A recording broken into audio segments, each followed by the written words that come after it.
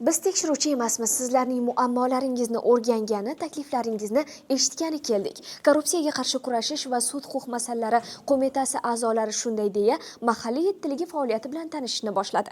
Xalq vakillarining navbatdagi o'rganishlari doirasida asosiy e'tibor mahallalarda xavfsiz muhitni yaratish va huquqbuzarliklarni barvaqt oldini olish tizimi samaradorligini yanada oshirish bo'yicha chora-tadbirlar to'g'risidagi prezident farmoni ijrosiga qaratildi.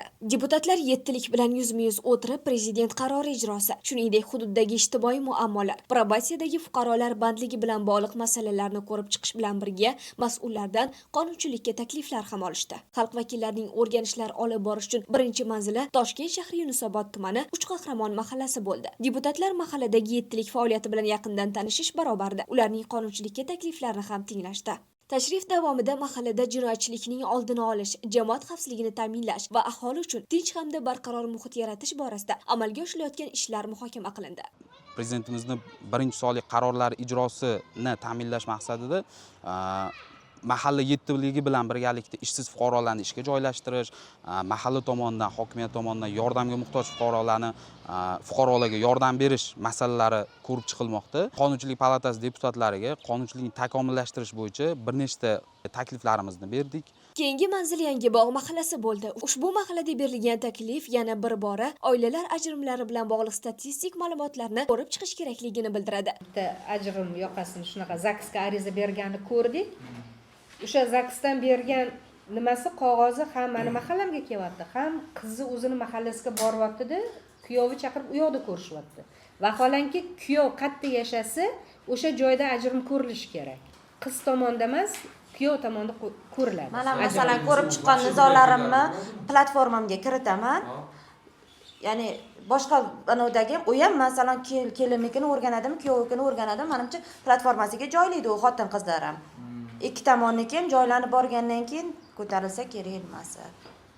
Men ham yarashtirganimni ham ajrashganini ham barini platformaga joylab boramiz, kunlik qilgan ishimizni baribir. Shuningdek, o'rganish davomida mas'ullar profilaktik tadbirlar samaradorligi, fuqarolar bilan hamkorlik mexanizmlari hamda hududdagi ijtimoiy vaziyat yuzasidan axborot berdi.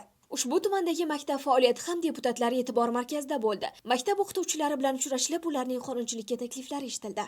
Muloqot jarayonida aholi turmush sharoiti, mavjud muammolar va ularni bartaraf etish yuzasidan fikr almashildi. Bundan tashqari probatsiyadagi fuqarolar bilan yashash joyiga borilgan holda uchrashib, murojaat va takliflari tinglandi. Ularni bandligini ta'minlash bo'yicha mutasaddilarga zarur tavsiya va topshiriqlar berildi. Asosiy maqsad o'sha mahallalarda xavfsiz muhitni ta'minlash, jinoyatchilikni oldini olish maqsadida biz o'sha mahalla yettiligi a'zolari bilan gaplashdik. Nafaqat mahalla yettiligi, balki mahalladagi o'sha jinoyat sodir etgan yoshlarning har bittasi xonadoniga ham kirdik. Ular bilan ularni qiynayotgan nima muammolari bor va eng asosiysi biz mutaxassislar bilan ham gaplashib jinoyatchilikka qarshi kurash va joylardagi o'sha xavfsiz muhit ta'minlashda qonunlarni qanday qilib o'zgartiraylik yoki parlamentda qaysi mansabdor shaxs taklif qilib uni oldiga masala qo'yaylik degan masalalarni demak ko'taryapmiz, ularni taklif olyapmiz. Shundan kelib chiqib mana bugun bir yoshimiz o'sha giyohvandlik bilan bog'liq jinoyatni sodir etgan ekan. Biz hozir bilan gaplashdik. Bugunning o'zida mana yangi ishga joylashtiradigan bo'ldi.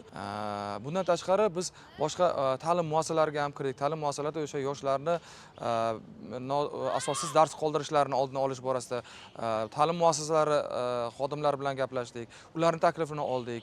Bevosita ota-onani va ta'lim muassasasini bir-biriga bo'lgan huquq va majburiyatlarni bir haqida hujjatda belgilash kerak degan taklif ilgari surilyapti.